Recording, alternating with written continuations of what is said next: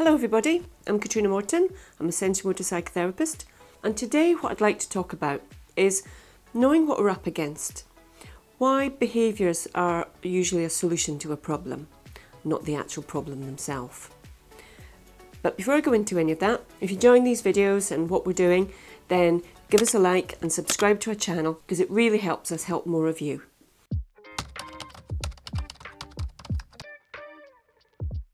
Knowing what we're up against. It's really important to know what lies underneath things. We're not just making our lives difficult for no good reason. A behaviour evolves over time, and it's evolved as a reaction or a response to something.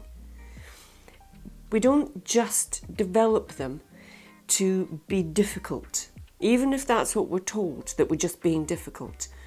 We're actually adapting. We're adapting and finding a coping solution that has really served a purpose at that time. As we move forward and our life changes and everything around us changes and evolves and we grow up and have different ways of dealing with things and different ways of coping, those things don't just turn themselves off. They can become very habitual, but they can also just become automatic. Part of our unconscious, that we don't really know why we're doing these things, they just keep happening. What I mean by knowing what you're up against is knowing what really does lie underneath them. What were they a solution for? When you look back and say, well, when could that have been useful to you? When could that have served a purpose? If, for instance, every time there's any sign of conflict or any kind of trouble whatsoever, we shut down, we disappear, we lose our ability to speak or even think. That, in a grown-up sense, could be really, really irritating and really limiting, stopping us being able to speak up for ourselves or have an opinion, set a boundary, all number of things. When would that have been useful?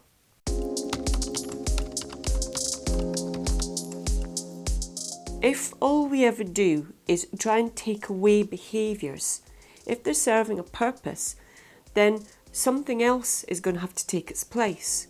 When we don't know what purpose that's serving and be able to have a really deep understanding of what that's about, putting it into context of when it was back there, not just seeing it as a really negative thing, something that we need to stop doing that and you'll be fine. No, understand what lies underneath it, because then you can heal, you can process whatever needs to be processed if it's an underlying trauma, and you can then put in other things to meet that need in a more positive way, to notice what happens in your body before that impulsive behaviour comes up. Being aware of what your life was like back then, being able to look through your eyes and see what would it have looked like to then, what sense would you have made of the world that you were living in, and why would that behaviour have been useful. When we can do that and bring it into the present day, then if we can catch those things before we do them, or just after we've done them, at least have some understanding, because sometimes everything is like a process. Just like when we're triggered, often we don't know we're triggered until somebody tells us we're triggered and we see the things that are happening to us and know what helps get us out of that state and into our parasympathetic.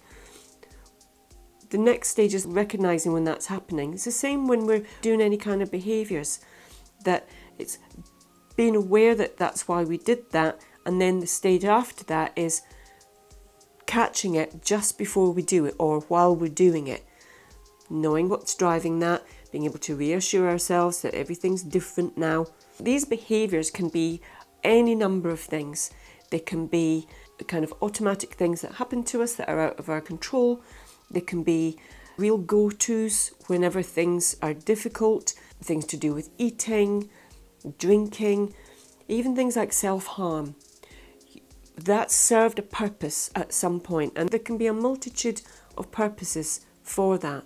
It can be that the internal pain is so much that actually having an external pain gives us a real tangible thing to focus on, to relieve, to take over. If we have no means of regulating our nervous system, it can be a way of putting that crisis point in so that the parasympathetic can come down, so everything can relax and just settle, maybe not relax, but settle and come down to shift our state. There could be a number of reasons, but it has served a purpose. And, we'll often be told that maybe our behaviours are unhealthy and we need to just work on them and change them. It can be like playing whack-a-mole if all you ever do is take away, these are symptoms of things, and not be able to look underneath.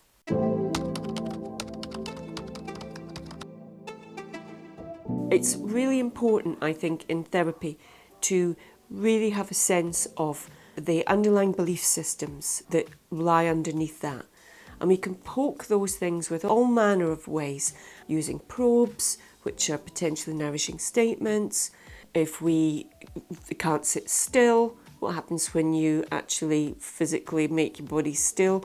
What internal agitation starts to show up? What thoughts come into your head? What's associated with that? Because if you've lived in a volatile or dangerous environment, a moving target is a lot harder to hit. So it can make us feel very unsettled if we have to keep ourselves still. Knowing what lies underneath them gives us a really good clue as to where we need to be working, where the focus of the work needs to go. Not just on trying to put plasters over things, but to really get an understanding of when those things would have been useful. What purpose would they serve? How clever and adaptive were we back then that we were able to do those things? When we can look on things with a bit more of a positive gaze, it helps us be a bit more empathic and understanding towards ourselves, and a lot less like we're always doing battle with ourselves. I'm going to try and stop doing that, using my willpower. No. If you understand what that's about and you can put something else underneath that, then it doesn't feel like a battle. It feels like you're working with yourself. You know the path that you're trying to get on and how you're going to get there, and making those little steps towards that path, not making huge, great big changes. I'm going to give up everything. I'm going to stop doing all these things that I'm doing right now. Good luck with that, because it's really hard work and the first sign of trouble, and we fall off the wagon, and then it's often worse than before. We'll pick them all up and start doing them all over again. I'm not a fan of that battle. I think it's really, really difficult. And if we fail in it, or we perceive that we failed in it, it can make us feel really bad about ourselves and just layering all the negativity on top of each other. I'm much more about being curious about, I wonder what lies underneath that. I wonder when that could have been really useful for you. Wow, what an adaptive little child you were. Looking it through those eyes, it can just help it feel a lot more human and kinder and a bit more contained and safe to work in that way.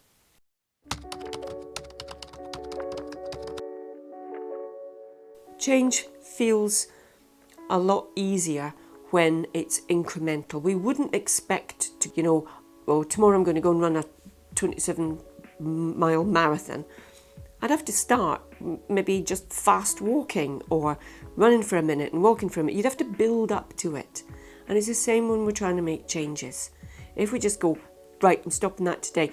Some people manage that. They're brilliant. They're really successful at it. And they can maintain it. That's brilliant. This is for the people who that doesn't work for. Maybe they've tried that 100 times.